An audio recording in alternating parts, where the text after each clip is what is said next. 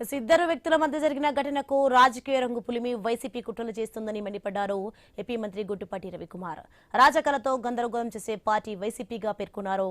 ప్రజలు 11 సీట్లకు పరిమితం చేసిన వైసీపీ గుణపాఠం రాలేదని విమర్శించారు మంత్రి. పల్నాడులో ప్రశాంత వాతావరణం నెలకొల్పి కూటమి ప్రభుత్వం అభివృద్ధి చర్యలు చేపట్టినట్లు గుర్తు చేశారు.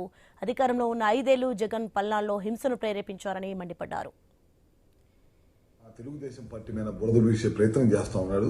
ఈ రాష్ట్ర ప్రజలందరికీ కూడా తెలుసు నాయుడు గారు ఎలాంటి వారు, లేకపోతే తెలుగుదేశం పార్టీ ఎలాంటిదో తెలుసు. అదేవిధంగా వైఎస్ఆర్ పార్టీ ఏంటనేది ఒకసారి గత 5 సంవత్సరాల్లో పరిశీలిస్తే మీ అందరికీ తెలిసింది.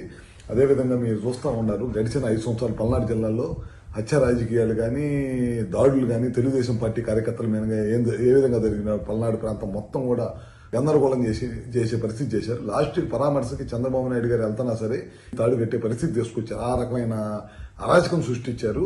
ఇవాళ చూడండి, ఏ గ్రామంలో ఎక్కడన్నా ఈ విధమైన ఉండయా? గతంలో ఊర్లో గ్రామాల్లో గొడవలతో రక్తాలు పడితే మా ప్రభుత్వం అధికారంలోకి వచ్చిన తర్వాత గ్రామానికి వ్యవసాయ భూముల్లోకి నీళ్లు భరించే ప్రయత్నం చేస్తున్నాము. అంత బ్రహ్మాండంగా మేమంతా పనిచేసుకుంటా రైతులకి నీళ్లు అందించుకుంటా ఆ కార్యక్రమాలు మేము